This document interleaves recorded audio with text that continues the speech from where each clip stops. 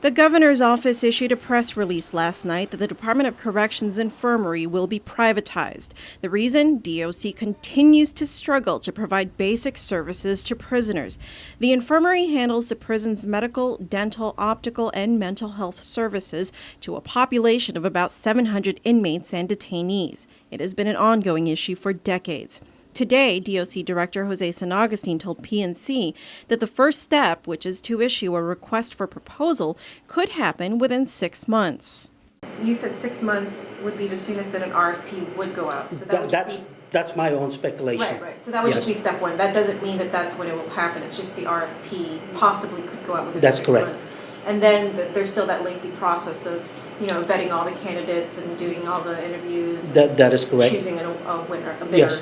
The proposal was brought up at a status hearing this morning over at the district court. Interestingly, the subject of that status hearing was on a timeline for DOC to meet the requirements of the 1991 stipulated order. Department of Justice officials expressed concern over the privatization plans, but San Agustin says DOC will develop policies any third-party vendor would have to adhere to.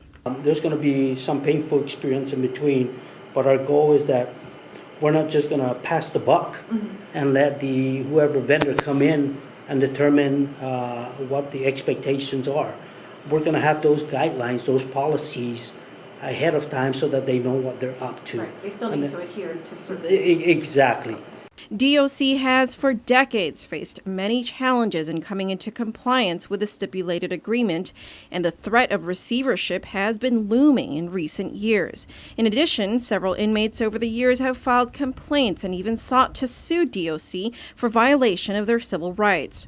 These are the issues San Agustin says a privatized infirmary could address. In fact, he says, plans to privatize the infirmary is no big secret. It's a goal that the Calvo administration has envisioned since they came into office. This has been in the works since I came on board. I've been given some direction from Adelup to take a look at what's best for the infirmary at DOC. And they have brought up to my attention to take a look at the possibility of privatizing it.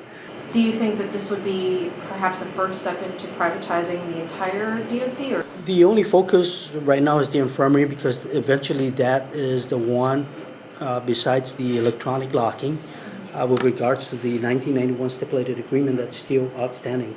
But not the rest of DOC? Not the rest of DOC, no. No talks for that? No talks for that. Meanwhile, San Agustin says Judge Gatewood ordered DOC and Department of Justice to meet on September 19 to come up with a joint timeline to come into compliance with the stipulated agreement.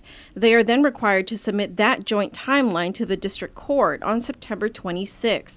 DOJ had initially proposed a timeline of 4 phases that would be completed within 30 days to 9 months, whereas DOC had submitted a timeline of up to 3 years. I am predicting that I will finish earlier than anticipated.